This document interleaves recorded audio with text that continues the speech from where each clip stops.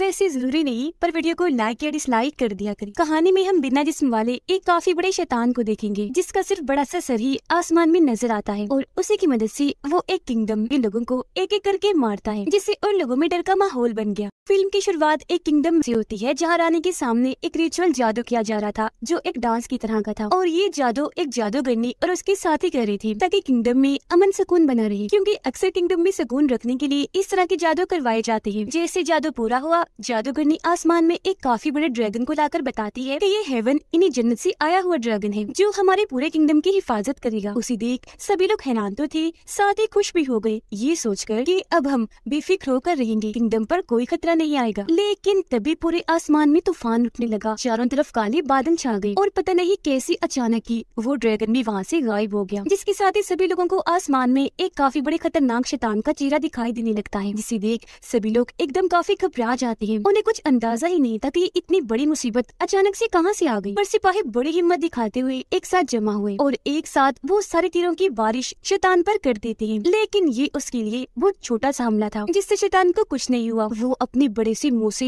एक साथ ही सारे तीर निकल जाता है, पर इस चीज से उसे काफी गुस्सा आ गया और अब वो जवाबी हमला करता है। वो अपनी जुबान, जिसकी ऑक्टोपस की तरह ढेर सारी टांगे थी, उनकी मदद से सभी सिपाहियों पर हमला कर देता है। लेकिन कमांडर हिम्मत करके हवा में उठे, अपनी तलवार से वो शैतान की एक जुबान काट देते हैं, जिससे शैतान चिढ़ गया। वो रानी को धमकाते हुए कहते हैं कि अब तुम्हारा और तुम्हारे किंगडम का खात्मा करीब है, जिसे खत्म होने से कोई नहीं बचा सकता। जो कहने के बाद वो यहाँ से चला गया। इसके बाद अगले दिन किंगडम में एक डिटेक्टिव, जो एक काफी अच्छा वॉरियर योद्धा भी था, उसे बुलाया जाता है, जिसका नाम डाई रेंजी था, ताकि वो पता लगवा सके कि आखिर वो शैतान किस मकसद के लिए आया था। यहाँ पर सभी सिपाही और उनकी हेड, जिसका नाम वोजी था, वो डाई रेंजी को कल रात हुए वाक़ये के बारे में बताती है। जो सुन वो वोजी के साथ उस हॉल में जाने के लिए निकल गया, जहाँ पर लोगों को कल रात वो शैतान देखा था। पर रास्ते में ही कोई अजीब सा इंसान तेजी से उनके पीछे से गुजरता है, जिसकी ताकत ये भी थी कि वो खुद को धुएं में बदल सकता है। वो फिर उनके सामने आकर डाई रेंजी पर हमला करने की कोशिश करता है। वो अपने नोकदार हाथों से उसे जख्मी करना चाह रहा था, पर डाई रेंजी ठीक टाइम पर पीछे हटकर अपनी जान बचा रहा था। ये देख वोजी को गुस्सा आ गया। वो डाई रेंजी को पीछे हटाकर खुद उससे लड़ने लगती है, क्योंकि उसकी लड़ने की स्किल्स बहुत कमाल की थी। काफी बहादुरी से उसका सामना करती है। हवा में उड़ उड़ कर घूम घूम कर वो उसे मार रही थी। अपने साथी को हारता हुआ देखकर उस आदमी का दूसरा साथी वहाँ आ गया, जो डाई रेंजी को रस्सी से बांध देता है, पर वो बड़ी चालाकी से घूमकर रस्सी से आजाद हो गया। फिर वोजी के साथ मिलकर दोनों से लड़ने लगा। वो दोनों आदमी इनके सामने टेक नहीं पाए, इसलिए फौरन वहाँ से गायब हो गए। इसके बाद किंगडम का कमांडर वहाँ आकर बताता है कि इन दोनों आदमियों को मैंने ही भेजा था, क्योंकि इन्हें मैंने अपनी और रानी की हिफाजत करने के लिए रखा हुआ है। डाई रेंजी कमांडर से कहने लगा कि मैं रानी से मिलना चाहता हूँ, मगर उसने ये कहकर साफ साफ मना कर दिया कि आई एम सॉरी, वो किसी से भी मिलना नहीं चाहती। जो सुन उसे हैरत भी हुई और उसे काफी अजीब भी लगा, लेकिन फिर भी वो इस बात को टाल देता है। अब डाई रेंजी उस हॉल में आ ही गया जहाँ कल रात शैतान दिखा था। वो यहाँ एक जादू डिवाइस रख के ये पता लगवाने की कोशिश करता है कि आखिर कल रात यहाँ हुआ क्या होगा, जिसके साथ ही उसे सब कुछ दिख जाता है और सारी बात समझ आ जाती है। वो जादूगरनी से पूछने लगा कि तुम्हारे हिसाब से क्या वो शैतान असली था या किसी ने जादू करके बस सबको डराने के लिए वहम दिखाया, जिस पर जादूगरनी जवाब देती है कि मुझे जहाँ तक लगता है वो असली था, क्योंकि इतना खतरनाक जादू कोई नहीं कर सकता। जो सुनकर डाई रेंजी अब कमांडर के साथ जंगल में रह रही एक मास्टर के पास जाता है, क्योंकि वो काफी बुजुर्ग थे, तो जरूर उनके पास इस सारे मामलात की जानकारी होगी। पर इन्हें वहाँ मास्टर नहीं मिलती। तभी अचानक कमांडर के साथियों पर एक आदमी हमला कर देता है, जिसने अपना हुलिया जोकर जैसा बनाया हुआ था। वो दोबारा हमला करता ही दोनों अपनी अपनी तलवारों से उससे लड़ने लगे, पर जोकर इनसे कई गुना ज्यादा ताकतवर था, इसीलिए वो बड़ी आसानी से घूम कर कूद कर इन्हें मारता जा रहा था। लेकिन जोकर की सारी हरकतें देखकर डाई रेंजी ये पता लगवा लेता है कि कोई असली का इंसान नहीं है, बल्कि पपेट एक कठपुतली है, यानी जादू से बनाया गया नकली इंसान, जिसे कोई एक ना नजर आने वाली धागे से कंट्रोल कर रहा है। और तभी तो जोकर लड़ पा रहा है। ये जानते ही कमांडर जोकर की तरफ अपनी तलवार फेंक कर मारता है, जिससे धागा कट गया। जोकर वहीं गिरकर ढेर हो जाता है, पूरी तरह खत्म हो गया था।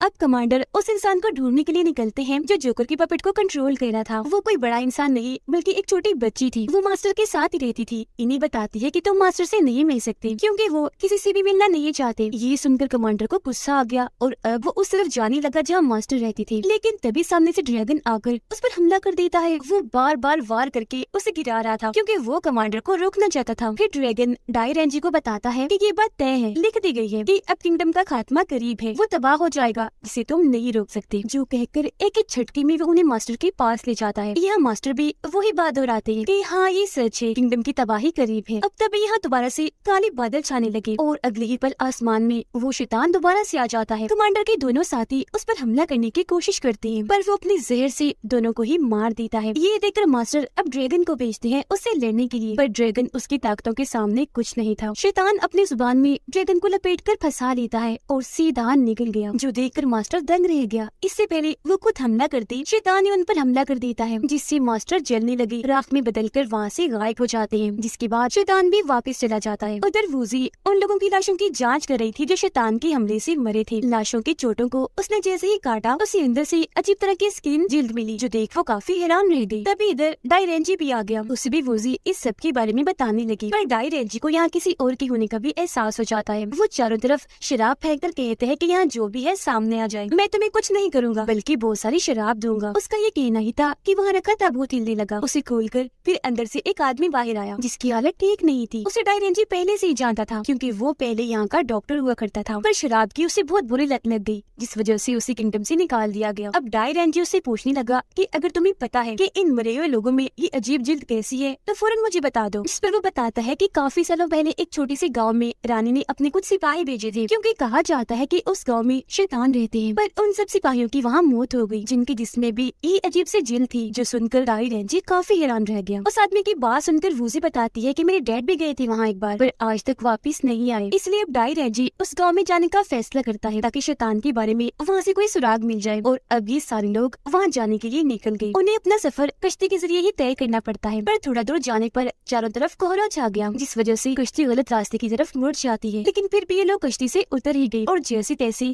केव इन्हीं गार के जरिए ही गाँव के रास्ते में दाखिल हो ही गए। जहाँ आते ही उन्हें सारे सिपाहियों के स्केलेटन ढांचे दिखाई देते हैं, जिन सबको शैतानों ने मार दिया था। वहाँ वूजी को अपने डैड का स्केलेटन भी देखता है, जिसे देख वो टूट गई, काफी दुखी हो जाती है। यहाँ इन्हें एक जानवर का स्केलेटन भी देखा, जो बहुत ही अजीब लग रहा था। साथ ही दीवार पर उस सर वाले शैतान की तस्वीर भी बनी हुई थी, जो देख सभी काफी घबरा गई। इन्हें यहाँ एक काफी पुराना कपड़ा भी देखा, जिस पर कोई जादू के मंत्र लिखे हुए थे। तभी अचानक सर वाले शैतान की तस्वीर वहाँ से गायब हो गई, जिसके साथ ही बहुत सारे शैतान यहाँ आकर इन पर झपट पड़े, बुरी तरह हमला कर देते हैं। एक उड़ती हुई शैतान भी यहाँ आई, जिसने लाल रंग के जादुई कपड़े पहने हुए थे। उसे डायरेंजी लड़ने लगा, अपनी तलवार से वो उसके जादुई कपड़े फाड़ देता है, जिससे वो डर गई, धुएं में बदलकर फौरन यहाँ से भाग गई। अब ये लोग जैसे यहाँ से निकलने लगी, अचानक कमांडर को कुछ हुआ। वो पागलों जैसी हरकतें करने लगा, वहाँ की सभी दीवारों को तोड़ने लगता है, जिससे वो पूरी ही केव टूटने लगी, जो देखकर सभी काफी डर गई। बिना टाइम गवाए आधे लोग केव के रास्ते और आधे नदी के रास्ते से बाहर आ जाते हैं। कमांडर भी होश में आकर जैसे वहाँ से बाहर आने लगा, अचानक एक बड़ा सा पत्थर उनके ऊपर आकर गिरा, जिससे कमांडर के साथ साथ उनके साथियों की भी मौत हो जाती है। अब अगले दिन पूरे किंगडम के लोग सड़क पर निकल आए। वो रिचुअल भी कर रहे थे और शैतान से बचने के लिए दुआएं भी मांग रहे थे। वो डायरेंजी से भी मदद मांगने लगे ताकि वो किंगडम को बर्बाद होने से बचा ले, पर क्योंकि अभी तक उसने ये मामला सुलझाया नहीं था तो वो कुछ नहीं कहता। वो अब उन लोगों की लाशों को चेक करने लगी जिन पर कीव वाले शैतानों ने हमला किया था। उनकी जिल्द काटने पर भी वही अजीब सी जिल्द अंदर से निकली, जिसे जैसे वो उन्हें पानी में डाला वो गायब हो गई, जो देख उसके होश उड़ गई। पर जब डायरेंजी ने पानी में देखा तो उसे पता चला कि वो जिल्द पानी में गायब नहीं हुई, बल्कि उसने पानी में जाकर खुद को इनविजिबल बना लिया है। मतलब उसका वजूद तो पानी में था, बस वो नजर नहीं आ रही थी। एक ना नजर आने वाली जिल्द बन गई थी, जो देख वो भी दंग रह गया।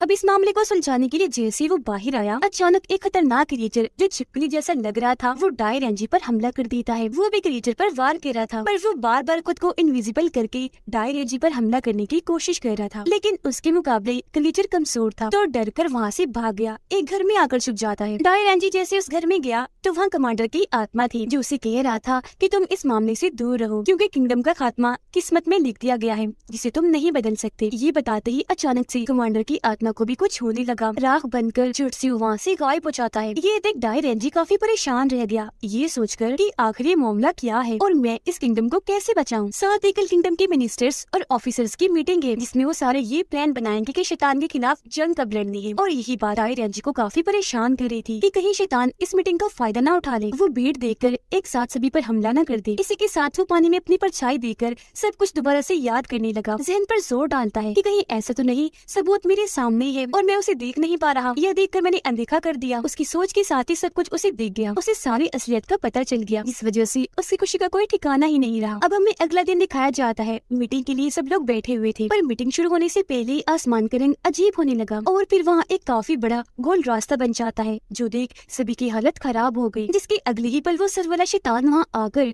सभी पर हमला कर देता है। लोग अपनी जान बचाने के लिए भागने लगे, जिससे वहाँ भगदड़ मच गई। लेकिन इससे पहले वो सब लोगों को मारता किसी तरह डाई रेंजी अपना हाथ बड़ा करके उस शैतान का सर काफी नीचे कर देता है। अब इस खतरनाक शैतान के इतना पास आने की वजह से सभी काफी डर गए। वूजी और उसके सिपाही वहाँ हर तरफ सफेद रंग का पाउडर फेंकने लगे, जिससे वो छिपकली जैसा क्रिएचर जो इनविजिबल होकर सब पर हमला कर रहा था वो दिखने लगा, सबके सामने आ जाता है, जिसे लोग चारों तरफ से पकड़कर बंदी बना लेते हैं। जिसके बाद डाई रेंजी सबके पास आकर असलियत सामने रखता है, बताता है कि ये कोई शैतान नहीं था, बस सब लोगों को परेशान करने के लिए कंफ्यूज किया जा रहा था, उलझन में डाला गया, क्योंकि ये शैतान पानी में दिखने वाली किसी परछाई की तरह है बस, और कुछ नहीं। मैं जानता था कि इसके पीछे जिसका भी हाथ है वो आज की मीटिंग का फायदा जरूर उठाएगा, इसीलिए मैंने आसपास की सभी जगहों की तलाशी ली। मुझे एक खुफिया जगह के बारे में पता चला। मैं जब वहाँ गया तो मुझे इस शैतान का मास्क वहाँ दिखा, जिसे एक सिस्टम मशीन के साथ जोड़ा गया था, और उस सिस्टम मशीन के जरिए ही उस शैतान का सर इतना बड़ा दिखाई दे रहा था ताकि लोगों में दहशत फैले। और जब वो शैतान सबके सामने आता था तो एक छिपकली जैसा क्रिएचर इनविजिबल होकर सब पे हमला करता था, जिससे सबको यही लगता था कि शैतान ने ही सबको मारा है, क्योंकि ये क्रिएचर तो दिखता ही नहीं था। और मरे हुए लोगों के अंदर वो अजीब सी चीज मिलने का मतलब ये था कि आगे चलकर वो भी क्रिएचर में बदल जाएंगे। इन सब चीजों को कामयाब करने के लिए एक जादू का इस्तेमाल किया गया, वो जादू जो हमारी महान जादूगरनी भी करती है, यानी कि ये सारे चाल जादू करने की ही थी। और जो बच्ची हमने देखी थी जो मास्टर के साथ रहती थी वो भी जादू करने का रूप है। ये जानकर सभी के होश उड़ जाते हैं। अब डाई रेंजी जादू करने को बताता है कि मैंने तुम्हारे जादू को कब से महसूस कर लिया था, इसीलिए तुम हमेशा मेरे साथ रहती थी, है ना, ताकि मुझे शक ना हो और तुम मुझे यकीन दिला सको कि इसमें तुम्हारा कोई हाथ नहीं बल्कि शैतान का है। लेकिन इस सब की भनक मुझे तब लगी जब मैंने मास्टर और कमांडर के पीछे लगी रस्सियों को देखा, जिन्हें पपेट बनाकर तुम कंट्रोल कर रही थी। हमेशा उन्हें कठपुतलियों की तरह ही चलाया गया। एक बार मैंने तुम्हारा असली रूप भी देख लिया था। तुम्हारी शक्ल काफी बिगड़ी हुई थी, हाथों पर निशान भी थे जो अक्सर कठपुतलियां चलाने वालों के हाथों पर होती है, जिससे मेरा शक यकीन में बदल गया कि हाँ ये सब तुमने ही किया है। बेशक तुम इस सब में बहुत माहिर हो, तुम्हारी सोची समझी प्लानिंग थी, पर देखो क्या फायदा हुआ, आखिर मैंने तुम्हें पकड़ ही लिया। जादू करने का असली चेहरा देखकर सभी काफी दंग रह गए, और क्योंकि उसकी सच्चाई सबके सामने आ गई थी तो वो बच्ची वाले रूप में आकर डाई रेंजी को कहती है, वाह रेंजी, मान गई तुम्हें, आखिर तुम मेरी सच्चाई सबके सामने ले ही आए। लो फिर आगे भी सुनो, मैंने ये सब बदले की आग में किया, क्योंकि रानी ने मेरे पूरे गांव को बर्बाद कर दिया था, जिसका मैं बदला किंगडम को खत्म करके लेना चाहती थी। इतना कहकर वो दोबारा से अपने पपेट वहाँ लाती है और सब पर हमला करने की कोशिश करती है, लेकिन डाई रेंजी और सभी सिपाही मिलकर बहादुरी से पपेट्स का सामना करते हैं। बड़ी आसानी से उन्हें मारने के बाद जादू करने को भी चारों तरफ से घेर लिया जाता है। उसने यहाँ अपनी हार कबूल कर ली थी, पर वो उनके हाथों से मरना नहीं चाहती थी, इसीलिए खुद ही अपनी जान ले लेती है। सब नॉर्मल होने के बाद जब डाई रेंजी और रानी खड़ी थी तो तभी अचानक एक सिपाही भागता हुआ आया, बताने लगा कि पिछली पहाड़ियों में एक काफी बड़े साइज का कछुआ देखा गया है। जो सुनकर डाई रेंजी अब इस मामले को सुलझाने के लिए भी चला गया, जो हो सकता है किसी और का मास्टर प्लान हो। पर डाई रेंजी काफी माहिर था, इस तरह का कोई भी खतरा हुआ वो आसानी से सुलझा लेगा। उसकी वजह से ही किंगडम का खात्मा होने से बच गया। दुश्मन की चाल का पता लगते ही उसने असलियत सामने लाकर रख दी, क्योंकि जादू करने के इरादे गलत थे। उसने गलत सोचा रानी के बारे में और बदला लेने का सोचा। इस बात को कोई नहीं जुटला सकता कि बदले की आग बहुत बुरी होती है, और वो गलत थी, इसलिए आखिर में उसका खात्मा हो गया। रानी बेकसूर थी, तो ना उसको और ना ही किंगडम को कुछ भी हुआ। इसी के साथ ये कहानी इधर ही खत्म हो जाती है।